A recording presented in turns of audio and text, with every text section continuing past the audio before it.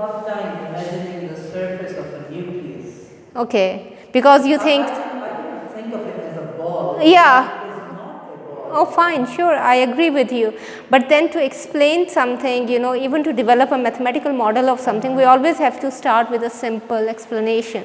We cannot solve problems by going to a very complex explanation in the beginning.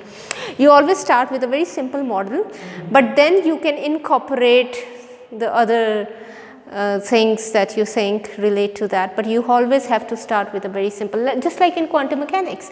When we study quantum mechanics, we always study particle in a box. In real life, there is no real box, है ना? We relate that box to a potential well, right? And we represent a rectangle to represent a potential barrier. Do you think it would be a rectangle? No, it will not be.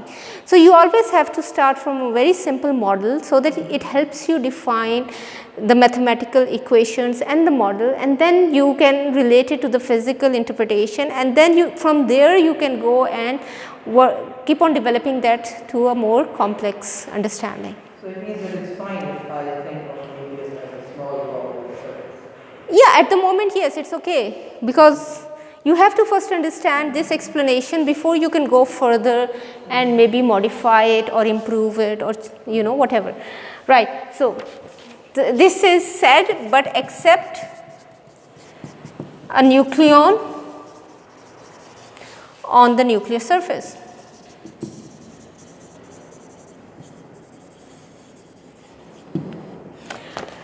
So, because on the surface, again, as we understand, the number of neighbors is less. Zaira upar ki taraf there are no neighbors, right? Okay. And therefore, it is less tightly bound. It has less neighbors or fewer neighbors.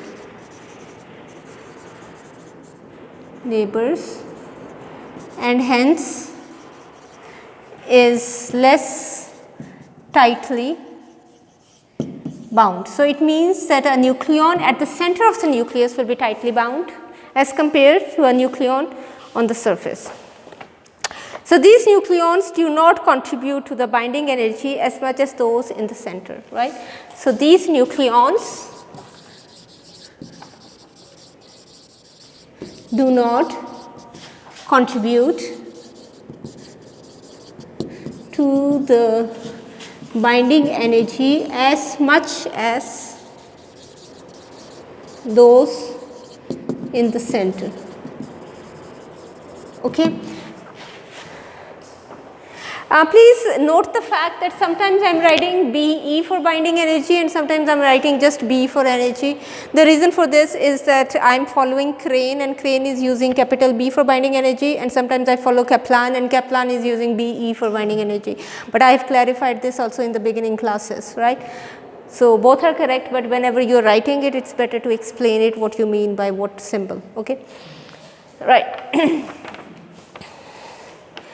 So therefore, we must subtract a term from B proportional to the nuclear surface area. Now you understand, the first term is related to the volume of the nucleus. The second term is related to the surface of the nucleus, and the reason we have to subtract this term is because of the surface nucleons, as we just explained. So therefore, we must subtract a term from B proportional to the nuclear surface area.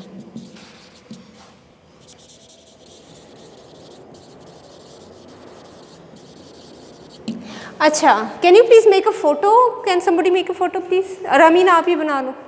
You can concentrate on the video. And please upload number the photos before you upload them to WhatsApp, okay? Last class की थी photos हमारे पास? अच्छा, right. तभी वो मांग रही थी ना, तो we didn't have the photos. अच्छा, I'll upload the recording, okay? Okay, have you taken it? Can I erase the board? Okay.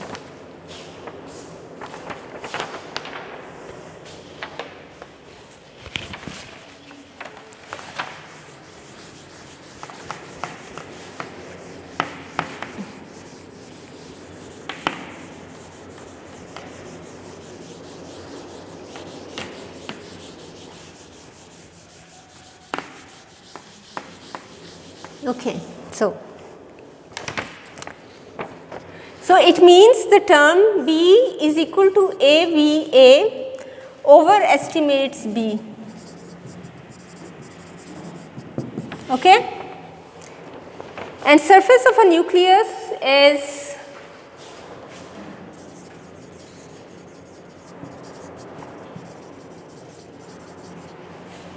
proportional to R squared is proportional to A raised to 2 over 3, as R we studied is proportional to A raised to 1 over 3. So, now you see why we were finding the radius. Somebody asked me last time why we are finding the radius, right. So, you see it helps us in calculating other terms. Okay, study of stable and radioactive isotopes show that stable nuclei have Z is approximately equal to A over 2. So, study of stable and radioactive isotopes shows that stable nuclei have Z which is approximately equal to A over 2. So, the stability of the nucleus is also dependent on the number of nucleons, sorry, right. Therefore, this effect should be taken into account.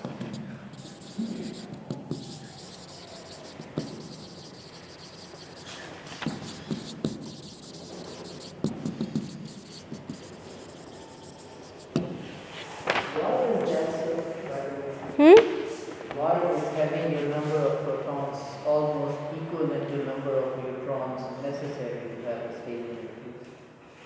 Oh, there is a lot of physics behind this. So, we have a lot to cover, okay, right. So, there is a lot for you to work with. So, you do not need to find it meaningless, you understand that. There is a lot of meaning in a lot of things. And the more you go into it, the more you understand it and the more you become curious and you can dig as deep as you like, okay. So, there is a lot of room for exploration.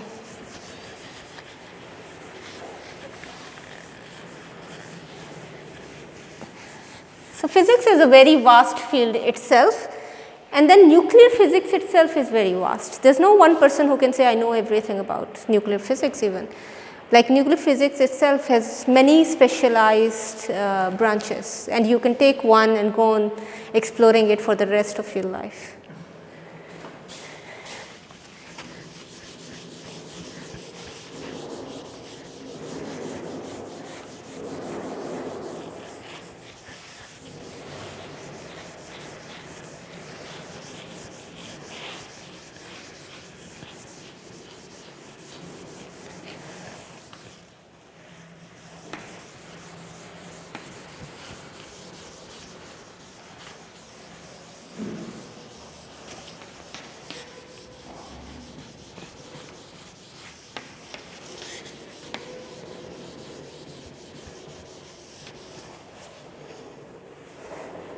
Okay.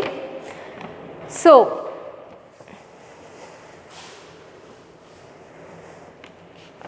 for light nuclei,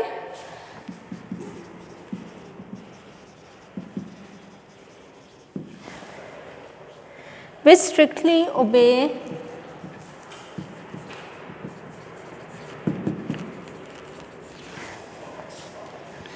Z is approximately equal to A over 2, this term is important.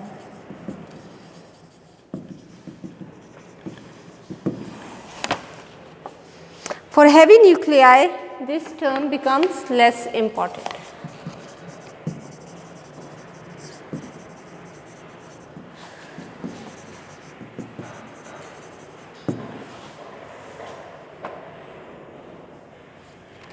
Becomes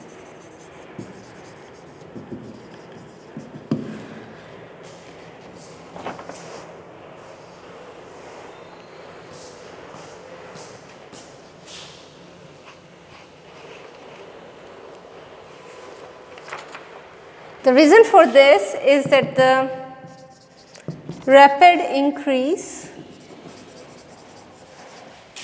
in Coulomb repulsion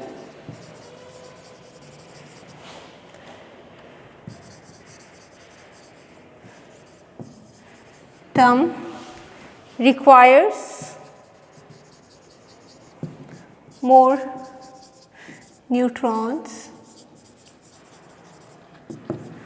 for nuclear stability.